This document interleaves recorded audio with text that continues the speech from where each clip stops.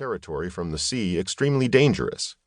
He would be grievously wounded and yet return to conduct and lead operations.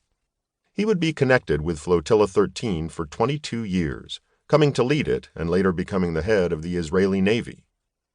His was a world of kill or be killed.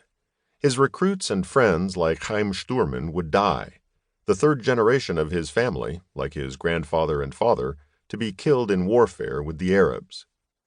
While Ami would carry out or participate in missions that killed very senior Palestinian terrorist operatives, as well as those who gave them the orders, such as the co-founder of Fatah, Abu Jihad, he had a code that guided him to kill only the target and avoid killing others. His code would lead him to resist orders from those like General Raful Eitan, then head of the Israeli Defense Forces, who seemed to think that collateral damage would send a message not only that no Palestinian operative was beyond Israel's reach, but also that the price on Palestinian civilians would be high for acts of terror against Israelis. But Ami's code did not lead him to question this seemingly zero-sum world, a world in which perpetual killing of terrorists seemed to be the only answer. He does have a revelatory moment when, in the 1980s, as deputy commander of the Navy and regularly speaking to Palestinian fishermen, he goes into a refugee camp in Gaza, his jeep is stoned, and he sees a teenager staring at him with a look of sheer hatred. He somehow relates this stare to his own feeling as a teenager when he faced daily threats on the kibbutz and longed for freedom and an end to that oppressive environment. Was that not, he asks himself, what this Palestinian boy was also feeling? And was he, in his military jeep, not the symbol of oppression?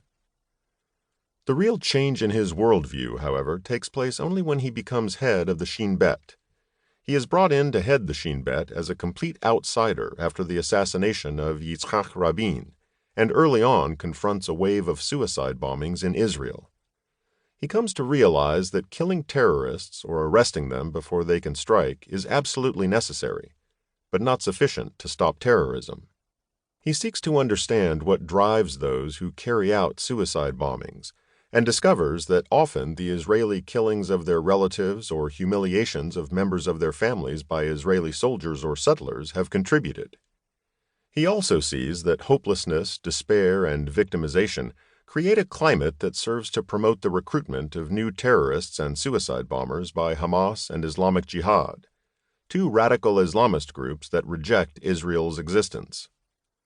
While Ami will wage a relentless fight against them and their operatives, he also sees that only if Arafat and the Palestinian Authority fight and discredit them can terrorism be defeated. From his vantage point, he believes that Rabin, Netanyahu, and Barak made mistakes with Arafat. Rabin because he should have given an ultimatum that the peace process would stop if Arafat did not do more to fight terror, and Netanyahu and Barak because they failed to understand that if Arafat could not show that the occupation would end, his ability to fight Hamas would be undercut.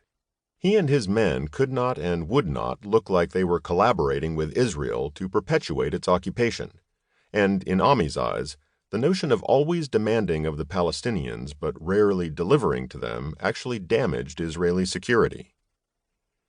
In my dealings with Ami during this time, I saw him act on these beliefs and speak truth to power. I saw it with Netanyahu and Barak, and I saw it with Arafat.